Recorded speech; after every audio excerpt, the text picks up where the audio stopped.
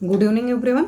तो एस्ट्रोलॉजी की क्लास के लिए टाइमिंग का सही नहीं हिसाब किताब हो रहा था, तो मैं रिकॉर्ड करके सेशन को डालूंगी। तो अभी मैं जैसे आयुर्वेद में हम लोग चैप्टर वाइज पढ़ते हैं ना, तो मैंने सोचा कि बृहद पराशर होरा शास्त्र से क्यों ना पढ़ा जाए। तो इसमें संस्कृत के बहुत सारे श्लोक हैं, और जैसे हमारे आयुर्वेद की संहिताएं होती हैं उसके फिर हिंदी के अर्थ होते हैं, तो मैं आपको हिंदी के अर्थ बताऊंगी। और जैसे हमारे आयुर्वेद में जो लोग आयुर्वेद के स्कॉलर हैं उनको पता है कि बहुत सारे चैप्टर्स ऐसे हैं जो क्वेश्चन आंसर के फॉर्मेट में है, या मतलब शिष्य ने गुरु जी से पूछा है, उन्होंने जवाब दिया है। जैसे हमारे यहाँ आत्रेयभद्र कापी अध्याय है, या वात कला कली अध्याय है, कि सबने अपनी अपनी दिया है। ऐसे ही यहाँ पर मैत्रेय मुनि और पराशर ऋषि के बीच में संवाद है, और पराशर ऋषि को ये ज्ञान ब्रह्मा जी ने दिया है। जैसे हमारे आयुर्वेद का था ना कि ब्रह्मा से दक्ष प्रजापति अश्विनी कुमार, इस तरीके से चलता था, उसी तरीके से सिस्टम यहाँ पर है। तो यहाँ पर मैं आपको बताऊँ कि पराशर ऋषि को बोला जाता था त्रिकालज्ञ। त्रिकालज्ञ मतलब तीनों कालों का ज्ञान, भूत भविष्य वर्तमान तीनों कालों का ज्ञान है। तो यहाँ पर जैसे आयुर्वेद का अवतरण पढ़ते थे, ऐसे शास्त्र का अवतरण में है। तो चैप्टर का नाम है अथ सृष्टि क्रम कथनाध्याय। एक मिनट मैं मोबाइल ज़रा साइलेंट कर दूं, अदरवाइज़ क्या होगा कि आवाज़ आएगी तो फिर सेशन काफ़ी होगा, है ना। तो यहाँ पर मैं बात वही कर रही हूँ। तो यहाँ पर पहली चीज़ जो है, पहला श्लोक में है शास्त्र अवतरण बताया गया है। तो शास्त्र अवतरण की बात जब होती है तो उसमें है कि किसी समय मैत्रेय मुनि ने तीनों कालों की गति को जानने वाले मुनिवर पराशर जी के पास जाकर प्रणाम करके हाथ जोड़ करके पूछा था। फिर उसके बाद दूसरा तीसरा चौथा श्लोक जो है ना, उसमें जैसे हमारे आयुर्वेद में है ना त्रिस्कंध, वैसे त्रिस्कंध यहाँ पर भी है। हमारे आयुर्वेद में त्रिस्कंध क्या था, हेतु लिंग औषध की, कोई भी बीमारी है उसका हेतु क्या है, कारण क्या है, लिंग मतलब उसके लक्षण क्या है, और औषध मतलब क्या चिकित्सा करनी चाहिए। ऐसे यहाँ पर भी त्रिस्कंध है, लेकिन यहाँ का जो त्रिस्कंध है ना वो आपका अलग सी चीज़ है, ठीक है। तो त्रिस्कंध मैत्रेय बोले, हे भगवान, सभी वेदांगों में श्रेष्ठ ज्योतिष शास्त्र। तो वेदांग आपने पढ़े थे, या 6 तरह की चीज़ें थे ना, शिक्षा, कल्प, व्याकरण, निरुक्त, छंद और ज्योतिष। तो ये 6 वेदांग होते हैं, शिक्षा, कल्प, व्याकरण, निरुक्त, छंद और ज्योतिष। तो जो आयुर्वेद के एस्ट्रोलॉजर्स हैं, आयुर्वेद के स्कॉलर्स हैं, उन्होंने आयुर्वेद में मतलब आयुर्वेद के इतिहास में ये चीज़ें पढ़ी रखी हैं कि वेदांग कौन कौन से होते हैं। तो उसमें एक वेदांग हमारा ज्योतिष आता है। तो मैत्रेय बोले, हे भगवान, सभी वेदांगों में श्रेष्ठ ज्योतिष शास्त्र। ज्योतिष का मतलब होता है ज्योति धन ईश, जो मतलब आँखें हैं, वेद पुरुष की आँखें हैं, उसको बोलते हैं ज्योतिष। तो परम पवित्र पुण्य पद व गुप्त है। इसके गणित, होड़ा और संहिता, ये 3 स्कंद कहे जाते हैं। तो हमारा ये तो लिंग औषध था त्रिस्कंद, है ना। यहाँ का जो त्रिस्कंद है वो गणित है, होरा है, वह संहिता है। संहिता का मतलब जैसे होता है कि जिसमें सारी चीज़ों को कंपोजिट फॉर्म में कहना, या कह सकते हैं कि कलेक्शन करना, वो संहिता हो गई। होरा मीन्स होता है कि फलित बताना, मतलब क्या बोलते हैं, अगर आज की लैंग्वेज में समझो तो बताना, मतलब भविष्य बताना। होरा का मतलब ये है, ठीक है। और गणित का मतलब है कैलकुलेशन के बेसिस पर होगा ये, और इसीलिए पुराने टाइम में बोला जाता था कि जो भी एस्ट्रोलॉजर्स होते थे उनकी गणित बड़ी अच्छी होती थी, क्योंकि गणित पढ़ना पड़ता था, वो उनका बेसिक था। हालांकि आज की डेट में हमारे पास एक अच्छाई है कि हमारे पास बहुत सारे ऐप बन गए हैं, और वो सब सारे जब ऐप आ गए हैं तो आपको कुंडली बनानी नहीं पड़ती है, पत्रिका बनी हुई आती है, उसमें सारी दशा अंतरदशा सारी चीज़ें लिखी हुई होती हैं। सिर्फ आपको प्रेडिक्शन मतलब होरा वाला पार्ट पर काम करना होता है। तो गणित, होरा और संहिता, ये 3 पार्ट है, ठीक है। और हमारा जो आयुर्वेद वाला था वो जो हेतुलिंग औषध त्रिस्कंध है, तो त्रिस्कंध वर्ड यहाँ पर भी यूज़ हुआ है। तो अगर कोई एग्जाम दे रहा होगा तो याद रखना। और फिर उसमें है होरा गणितम संहितेति च। तो होरा है, गणित है, संहिता है ना। इस बात को याद रखिएगा। तो इसको चाहे जैसे भी याद रख सकते हैं कि होरा है, गणित है और संहिता है।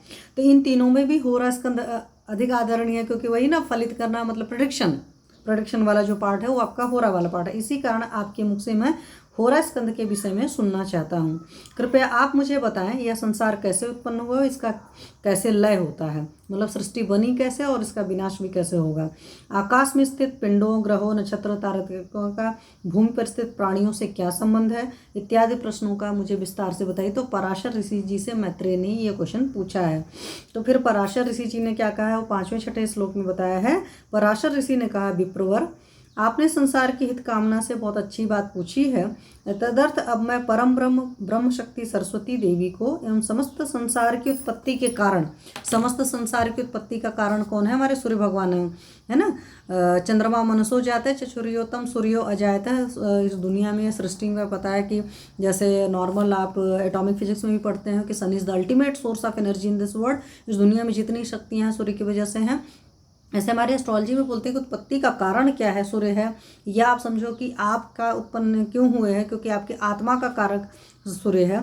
तो सूर्य की वजह से पता चलता है कि हम पैदा क्यों हुए। तो आप अपनी कुंडली में जिस जगह सूर्य की प्लेसिंग होती है, आप वहाँ से देख करके समझ सकते हैं कि मैं क्यों पैदा हुआ हूँ। मान लीजिए किसी के 5th हाउस में हुआ तो शिक्षा, संतान और प्यार का घर है, तो शिक्षा लेने के लिए हुआ है आपका, है ना।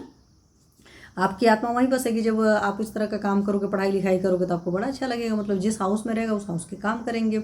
ये सारी चीज़ें मैंने आप लोग को पहले बताई हुई हैं, जो अपने बेसिक डाले हुए हैं। तो लेकिन आज मैंने सोचा कि प्रॉपर संहिता के फॉर्मेट में करते हैं। तो बृहत पराशर होरा शास्त्र जो है एटलीस्ट मतलब इकलौता शास्त्र है ज्योतिष का जो पूरा अवेलेबल है। और जो है यत्र तत्र अवेलेबल है, मतलब कहीं पर कुछ कोटेशंस हैं, कहीं पर कुछ कोटेशंस है पूरी नहीं मिलती हैं। जैसे हमारे आयुर्वेद में तो कुछ संहिताएं पूरी मिलती हैं, कुछ संहिताएं नहीं मिलती हैं पूरी। तो इन्होंने कहा संसार की उत्पत्ति के कारण रूप भगवान ग्रहपति सूर्य, तो सूर्य को बता दें ना किंग बोलते हैं, ग्रहपति बोलते हैं, तो ग्रहपति वर्ड भी यहाँ पर यूज हुआ है।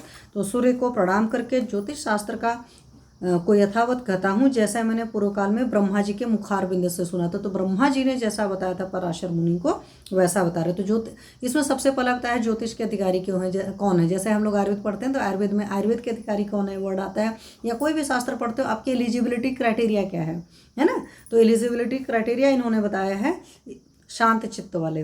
तो जो भी एस्ट्रोलॉजी अगर जानना चाहता है, पढ़ना चाहता है, तो पहले उसको शांत चित्त होना चाहिए, गुरु के प्रति भक्ति भाव से युक्त भक्ति होनी चाहिए, गुरु के प्रति श्रद्धा होनी चाहिए, सदैव सत्य बोलने वाले, ईश्वर में विश्वास रखने वाले, शिष्य को ही यह शास्त्र सिखाना चाहिए, इसी से कल्याण होता है।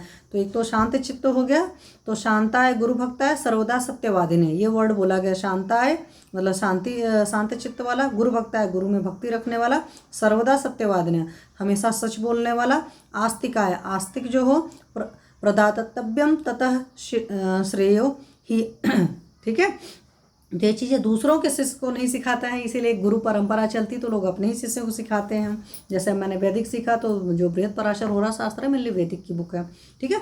नास्तिक जो होता है ईश्वर में आस्था नहीं रखता है, या नास्तिक का एक्चुअल डेफिनेशन तो ये है जो वेदों में आस्था नहीं रखता है। अगर आप दर्शन शास्त्र पढ़ेंगे तो वहाँ पर आस्तिक नास्तिक का मतलब ये नहीं है कि भगवान का है कि जो भगवान विश्वास रखता है वो आस्तिक है, जो भगवान विश्वास नहीं रखता वो नास्तिक नहीं। वहाँ पर यह है कि जो वेदों में विश्वास रखता है वो आस्तिक है, जो वेदों में विश्वास नहीं रखता है वो नास्तिक है।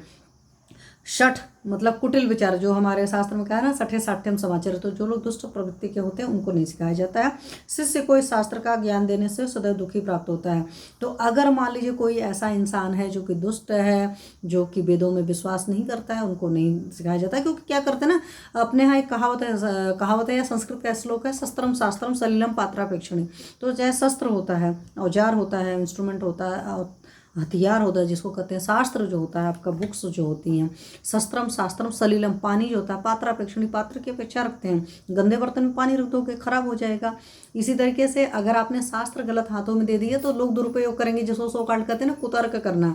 और अगर आपने सही इंसान के हाथ में नहीं दिया तो शस्त्र जो है मतलब जीवन रक्षा करने के बजाय जीवन को लेने का काम करता है।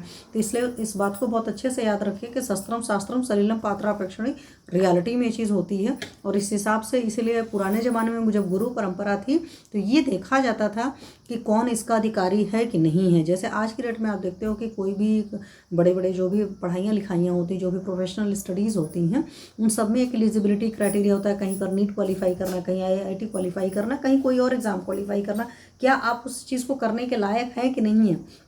तो ये चीज़ एलिजिबिलिटी वाला क्राइटेरिया पहले से था। लेकिन पहले जो एलिजिबिलिटी का क्राइटेरिया था वाकई बहुत बेहतरीन था। बेहतरीन ये था कि आप किस क्वालिटी के हैं, बाय हार्ट आप कैसे हैं वो भी देखा जाता था। आपकी आत्मा कैसी है, आप किस पर्पज से, किस ध्येय से किस चीज़ को सीखना चाहते हैं, है ना। तो इस बात का फिर सृष्टि क्रम की बात करें तो सृष्टि क्रम का जो है 9वां 10वां और 11वां श्लोक जो है उसमें बताया गया। तो उसका अर्थ मैं आपको बताती हूँ। एक अव्यक्त आत्मा अनादि प्रभु ईश्वर शुद्ध सत्वयुक्त संसार का स्वामी, निर्गुण लेकिन सत्व रजतम, इन 3 गुणों से। तो निर्गुण है लेकिन सत्व रजतम तीनों मतलब परमात्मा की चीज़ें ही अलग सी हैं। समस्त संसार का रचयिता परम प्रतापी श्रीमान भगवान विष्णु अपने 1/4 अंश से संसार को निर्मित करते हैं। तो परमात्मा ने या भगवान विष्णु ने इस संसार को अपने 1/4 अंश से निर्मित किया है। अपनी लीला से इसका पालन पोषण भी करते हैं। तो हम लोग पढ़ते हैं ना कि ब्रह्मा ने बनाया था, विष्णु इसका पालन पोषण करते हैं, शिव जी इसका संहार करते हैं। तो यहाँ पर विष्णु जी को बोला गया कि अपने में ही एक अंश से मतलब 1/4 पार्ट से इन्होंने संसार को बनाया हुआ है। इन्हीं व्यक्त अव्यक्त समस्त गुण गणभूषित भगवान विष्णु के शेष त्रिपाद अंश, मतलब जो 1/4 से तो बना दिया, 3/4 और बचा, तो जो 3/4 बचता है ना उसको बोलते हैं अव्यक्त। अमृत रूप से अव्यक्त परम ब्रह्म रूप से स्थित हैं, जिन्हें तत्वदर्शी लोग ही जानते हैं। परमात्मा को हर इंसान नहीं जान सकता, जो तत्वदर्शी है वही परमात्मा को जान सकता है। उन्हीं भगवान विष्णु के 1/4 व्यक्त रूप से तथा शेष 3/4 अंश अव्यक्त रूप से स्थित रहता है। उन्हीं को वासुदेव भी कहते हैं, भगवान विष्णु को ही वासुदेव भी कहते हैं। अव्यक्त रूप विष्णु की 2 शक्तियाँ तथा अव्यक्त रूप विष्णु की 3 शक्तियाँ हैं। पुनश्च अनंत वीर या शक्ति से संपन्न कहे जाते हैं। तो परमात्मा को ही हम लोग बोलते हैं ना कि सर्वशक्तिमान है परमात्मा। इन शक्तियों में सत्व गुण प्रधान शक्ति स्वयं श्री हैं, रजोगुण प्रधान शक्ति भू शक्ति है। तो परमात्मा को जो सत्व गुण है तो श्री बोलते हैं, और रजोगुण जो होती है इसकी भू शक्ति बोलते हैं, और तमोगुण प्रधान नील शक्ति कहलाती है। तो तमोगुण जो है नील है, ठीक है, रजोगुण में भू शक्ति है। रजोगुण में जो सत्व रजतम था, तो परमात्मा सोचो त्रिगुण भी है लेकिन निर्गुण है, मतलब तीनों गुणों से युक्त तो होने के बावजूद भी निर्गुण है। जैसे हमारे जनक जी को बोलते थे ना, देह में रहने के बावजूद भी देह से कोई मतलब नहीं रखते थे, तो उनको भी देह बोलते थे। तो इसी प्रकार श्री शक्ति की प्रेरणा से विष्णु या वासुदेव के 4 रूप हो जाते हैं। तो पहले को एक वासुदेव बोलेंगे, दूसरे को संकर्षण, तीसरा प्रद्युम्न, चौथा अनिरुद्ध। इन रूपों को धारण कर लेते हैं। इनमें तमः प्रधाना नील शक्ति संपन्न रहने पर संकर्षण या बलराम, तो बलराम जी का तम प्रधान है। रजोगुणी शक्ति भू से युक्त होने पर प्रद्युम्न कामदेव, या पुराणों में प्रसिद्ध श्री कृष्ण पुत्र, श्री कृष्ण जी के पुत्र का भी नाम प्रद्युम्न था। एवं सप्त गुण शक्ति से युक्त होने पर अनिरुद्ध रूप से 3 तथा चतुर्थ स्वयं वासुदेव, इस तरह चतुर्धा मूर्ति संपन्न होते हैं। इस प्रसंग में विराट, अव्यक्त, परात्पर, निर्गुण रूप भगवान विष्णु सर्वव्यापक सर्वगत को संसार का मूल स्रोत कहा जाता है। तो इस संसार का मूल स्रोत कौन है? परमात्मा को हम लोग बोलते हैं ना, तो भगवान विष्णु को बोला जाता है। वही विष्णु अपने संपूर्ण रूप में चतुर्थांश 25% से समस्त दृश्यमान जगत का निर्माण आदि करके शेष त्रिपाद रूप में अमृत या अजर अमर निर्विकार रहते हैं। पुरुष सूक्त में इस बात को स्पष्ट कहा गया है, जैसे यजुर्वेद में कहा गया, पादो अस्य विश्वाभूतानि त्रिपादस्य मृतम दिवी, शेष यहाँ पर है। उसके अलावा लोक वस्तु लीला कैवल्यम इत्यादि ब्रह्मसूत्र, ये ब्रह्मसूत्र है के आधार पर बताया गया है। व्यवहारत या सृष्टि, सृष्टुरात्या के कथनानुसार जल ही सर्वप्रथम सृष्टि है। और हम लोग अपने जो बायो पढ़ते थे +1 की +2 के, तो उसमें बोलते थे कि सृष्टि की उत्पत्ति जल में हुई है। समस्त संसार या पृथ्वी का 3/4 भाग नाम रूपादि से रहित निरूपाधि जल रूप एवं शेष 1/4 में भूगोल विविध रूपों से दृश्य होकर विद्यमान है। जैसे पृथ्वी बोलते हैं ना, 3/4 तो वाटर है, 1/4 वो है, उसी तरह का ये सब चीज़ें हैं। अमृत शब्द का अर्थ जल भी है, तो जल को अमृत भी बोलते हैं। इस बात को याद रखिएगा, हमारे एटलिस्ट शास्त्रों में कहा गया। और आज की डेट में आपको पता ही है, अगर जल खत्म हो जाएगा तो जीवन खत्म हो जाएगा, है ना। पय कीलाल मृतम अमृतम इत्यादि अमर कोश में कहा ही गया है। पुनश्च नारायण की व्युत्पत्ति नारो आप इति प्रोक्त, नारायण का जो करोगे नारो आप इति प्रोक्त के मतानुसार मूलतः जल रूप होकर जल में ही निवास है, जिनका वह नारायण ही सृष्टि का मूल हेतु है। वे ही षड्विध ऐश्वर्य रूप लक्ष्मी के पति हैं। तो हमारे विष्णु भगवान को तो बोलते हैं ना कि क्षीर सागर में रहते हैं। अव्यक्त रूप से विष्णु या वासुदेव की 2 शक्तियाँ कही ही गई हैं, श्रीश्च ते लक्ष्मीश्च पत्न्यों। सर्वव्यापक होने से विष्णु अर्थात विशति सर्वभूतानि विशन्ति सर्वभूतानि अत्र, उसी से उत्पन्न होकर उसी में समाना है, अतः विष्णु नाम सार्थक है।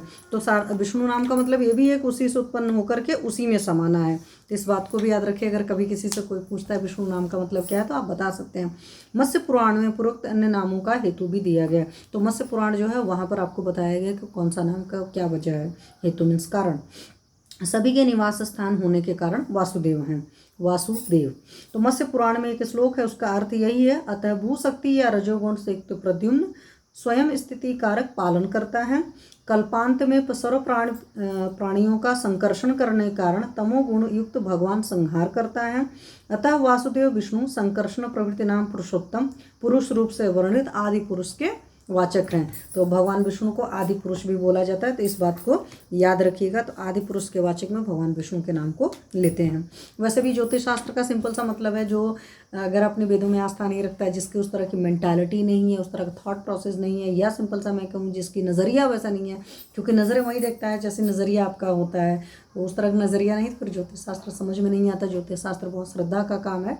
मैं लोगों को ज्योतिष शास्त्र इसलिए प्रमोट करती हूँ पढ़ने के लिए या किसी चीज़ के लिए बोलती हूँ, क्योंकि ज्योतिष शास्त्र हमारे एस्ट्रोलॉजी के हिसाब से 8th हाउस का काम होता है। 8th हाउस पीड़ा का घर होता है, तो किसी भी घर के अगर आप पॉजिटिव काम करते हैं तो आप कम परेशान होते हैं। फिर है सांख्य मत से अब सृष्टि तत्व बताते हैं। संकर्षण से महत तत्व की यानी बुद्धि की उत्पन्न हुई। तो महत्व प्रद्युम्न से अहंकार तथा अनिरुद्ध से स्वयं ब्रह्म का शरीर उत्पन्न हुआ। इन सब में सभी शक्तियाँ रहती हैं, लेकिन अपनी शक्ति प्रधान रूप से तथा अन्य शक्तियाँ गौण रूप से रहती हैं। फिर अगले श्लोक का अर्थ है, यही अहंकार 3 रूपों सात्विक राजस तामस में विभक्त होकर स्थित होता है। सात्विक अहंकार से देवता बने, तो देवता जितने बने सात्विक अहंकार से बने, और तामसिक अहंकार से हम लोग प्राणी लोग बने हैं। तामसिक अहंकार से सभी प्राणी, आकाश आदि पंचमहाभूत भी उसी से हैं। एवं तेजस व राजस अहंकार से सभी इंद्रियां उत्पन्न हुई। तो जो आपकी सभी इंद्रियां हैं और राजस अहंकार से उत्पन्न हुई हैं। इस प्रकार सब प्राणियों का पालन करते समय एक ही पुरुषोत्तम वासुदेव विष्णु नाम से श्री शक्ति युक्त होते हैं। भू शक्ति से युक्त ब्रह्मा संसार का निर्माण करते हैं तथा नील शक्ति से युक्त होकर शिव संहारक कहलाते हैं। वास्तव में वह एक ही है। फिर 21वें, 22वें, 23वें, 24वें श्लोक का अर्थ यह है, ये विप्र मैत्रेय, सब जीवों में परमात्मा विद्यमान है। समस्त चराचर जगत भी परमात्मा में ही स्थित है। सब जीवों में से किसी किसी जीव में जीवांश अर्थात मायोपहित चैतन्य अथवा अज्ञानांश अधिक होता है। वे सब साधारण पुरुष हैं तथा किन्हीं में परमात्मांश अर्थात शुद्ध बुद्ध सत्व स्वयं प्रकाश अंश की अधिकता होती है। सूर्य आदि ग्रहों में ब्रह्मा व शिवादि में भी परमात्मांश अधिक रहता है। इसी प्रकार से और भी बहुत से परमात्मांश प्रधान अवतार हुए हैं। इसी तरह इनकी शक्तियाँ भी तत्त श्री आदि के अधिकांश से युक्त होती हैं। इसके अतिरिक्त देवों मानुष आदि जीवों में जीवांश अधिक होता है। आशय यह है कि ज्ञान या परा विद्या की अधिकता वाले प्राणी अवतार श्रेणी में, देखो ज्ञान या परा विद्या की अधिकता वाले प्राणी क्या होंगे, अवतार श्रेणी में, एवं अविद्या या दार्शनिक अज्ञान से अधिकतया युक्त प्राणी साधारण श्रेणी में आते हैं। पुनश्च सर्व विष्णुमयम जगत कहने से सभी में परमात्मा का निवास रहने से सभी अवतार न होकर ईश्वरीय गुणों की युक्तता के आधार पर प्राधान्य अप्राधान्य अवतार आदि निर्देश करना योग्य है। तो ये जो पहला चैप्टर था बहुत छोटा सा चैप्टर है, जिसमें क्या कहा गया है, शास्त्र के अवतरण के बारे में या तो सृष्टि कथन अध्याय था। तो ये छोटा सा चैप्टर था। इस श्लोक के मतलब इस चैप्टर के सारे चीज़ों का मैंने आपको अर्थ बता दिया, अर्थ में ही बताया कि कितनी अच्छी है संस्कृत। मेरी भी नहीं पढ़ सकते हैं, ऐसा नहीं है कि वर्ड थोड़ी बहुत आती है। तो उसमें वही है कि यहाँ पर एक तो चीज़ है कि मैत्रेय और पराशर मुनि के बीच में संवाद हुआ है। दूसरा तो पराशर मुनि को त्रिकालज्ञ बोला गया है। तीसरा है कि हमारे सूर्य जी को गृहपति बोला गया है, हमारे प्लैनेटरी कॉम्बो का। चौथा यही है कि भगवान विष्णु ही सारी चीज़ों के कारक हैं। उन्होंने अपने 1/4 अंश से सारी सृष्टि का निर्माण किया और 3/4 अंश और चीज़ें हैं। और जो 1/4 है वो व्यक्त रूप है, 3/4 मतलब वो है जैसे हमारे आयुर्वेद में होता है ना, प्रत्यक्षम ही अल्पम। प्रत्यक्ष जो है बहुत ही अल्प है और जो अप्रत्यक्ष है वो बहुत ज़्यादा है। तो वहाँ पर अनुमान प्रमाण वगैरह सारी चीज़ें पढ़ा है। फिर यहाँ पर सृष्टि उत्पत्ति का एक तरीके से क्रम दे रखा है। वो सृष्टि उत्पत्ति वाला क्रम यहाँ पर कम समझ में आता है, हालांकि आयुर्वेद में पढ़िए तो ज़्यादा अच्छी तरीके से समझ में आता है। बट मैंने कहा इसको चैप्टर वाइज करते हैं, वो ज़्यादा अच्छा रहेगा। तो अभी मैं क्या करूँगी, यूट्यूब पर डाउनलोड कर दूँगी, इसको मतलब लगा दूँगी। आप लोग देखिएगा, सुनिएगा, फिर मुझे बताइएगा और फिर नेक्स्ट टाइम हम सेकंड चैप्टर करेंगे। ठीक है, तो चैप्टर वाइज करेंगे, वो ज़्यादा बढ़िया और ज़्यादा ऑथेंटिक होगा। Okay, thank you.